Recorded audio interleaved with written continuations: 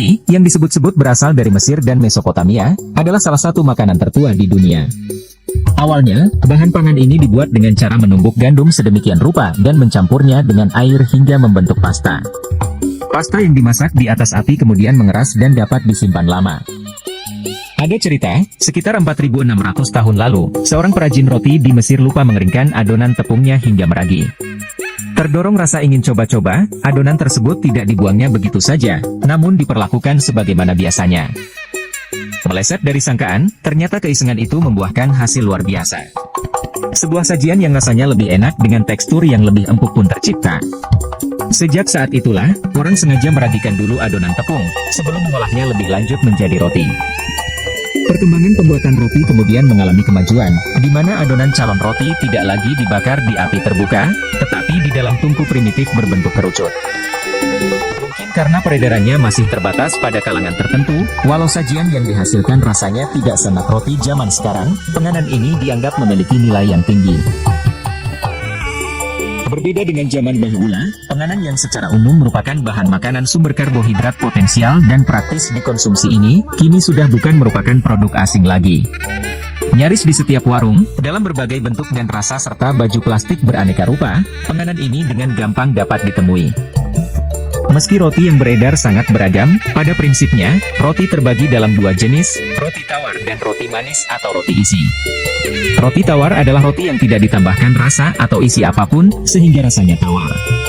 Sedangkan roti isi sudah ditambahkan rasa atau isi tertentu ke dalam adonannya, baik itu coklat, bermacam selai buah, keju, daging, sosis, kacang, sarikaya, dan lain sebagainya. Beragam model roti yang awalnya diproduksi di luar negeri, bisa pula dikelompokkan dalam dua jenis roti ini. Roti bakar yang mirip pentungan, tortilla, roti limpa Swedia, dan sebagainya, termasuk kelompoknya roti tawar.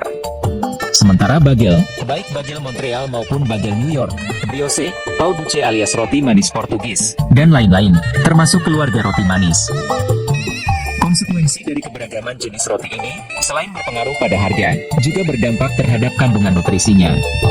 Apalagi saat ini banyak roti yang telah difortifikasi berbagai macam zat gizi, baik vitamin, mineral, beberapa asam amino tertentu, serta asam lemak tak jenuh ganda, polyunsaturated fatty acid alias PUFA, terutama dari kelompok omega 3, seperti EPA, asam eicosapentaenate, dan DHA, asam docosahexaenoate.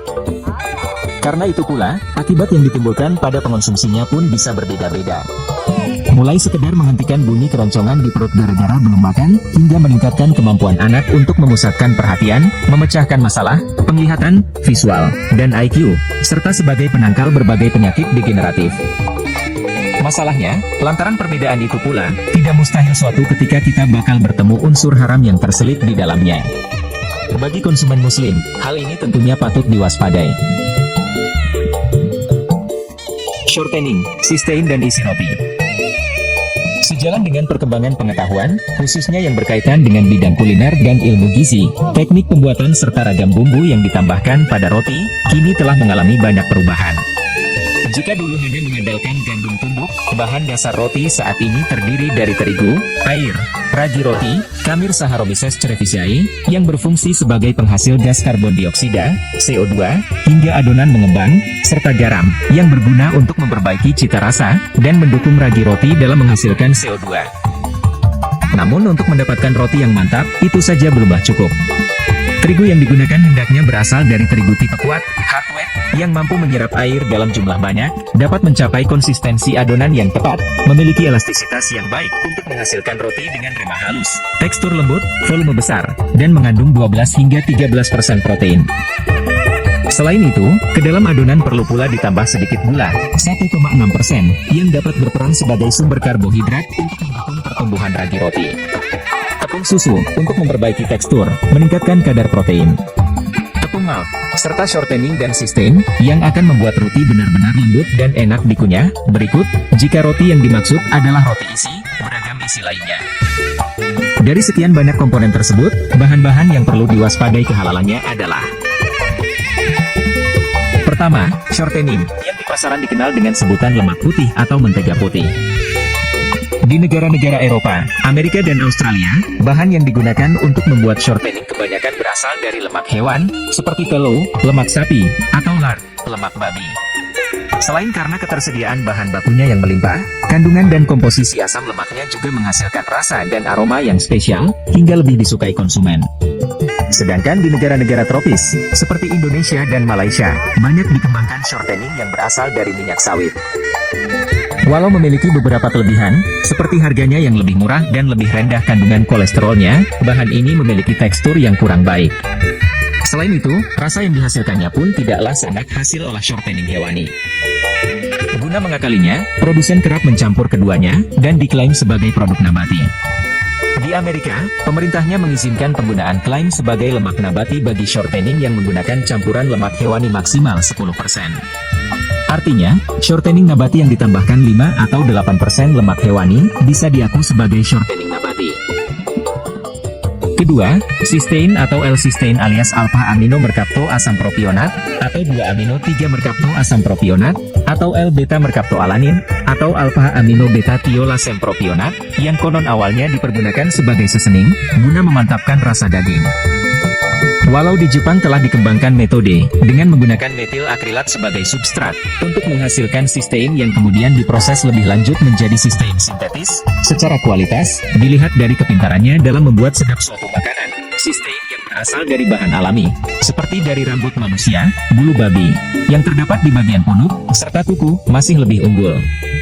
Pemerintah Jepang menetapkan cysteine berbahan baku rambut manusia sebagai L-cysteine food additive grade atau L-cysteine natural. Sedangkan yang mempergunakan bahan baku bukan dari rambut manusia disebut L-cysteine pharmaceutical grade atau L-cysteine synthesis. Celakanya, cysteine alami harganya sangat murah, sementara proses produksinya juga tidak terlalu rumit. Maka jangan heran jika bahan yang banyak diproduksi di Cina dan India ini ada di pasar. Dan ketiga, menyangkut isi roti, misalnya keju. Meski berasal dari bahan yang halal, yakni susu, penggunaan rennet, sejenis enzim yang mampu memisahkan keju dan cairan susu, whey, perlu dicermati. Bahan ini bisa berasal dari fermentasi, mikrobial rennet, lambung anak sapi, ataupun lambung babi. Demikian halnya dengan daging, atau, apalagi jika sudah dalam bentuk abon dan sosis, yang memerlukan penganalisaan lebih sulit. Jika daging tersebut berasal dari hewan halal, maka perlu ditelisik proses penyembelihannya. Kasus tercemarnya daging sapi dengan daging celeng yang acap terjadi di negeri kita hendaknya dijadikan cermin.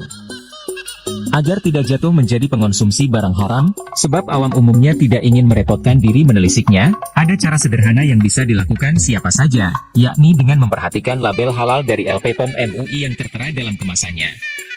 Setidaknya ini berarti roti yang dibeli telah melewati proses pemantauan oleh pihak yang lebih ahli. Di samping itu, usahakan sebisa-bisa untuk membeli roti tawar saja. Hal mana berarti juga memberi kemerdekaan untuk menentukan isinya sendiri, mengombinasikannya sekehendak hati. Jangan terpesona dengan rasa roti yang gurih, yang bentuknya lucu, atau apalagi yang aneh, kecuali sudah diketahui pasti kehalalannya.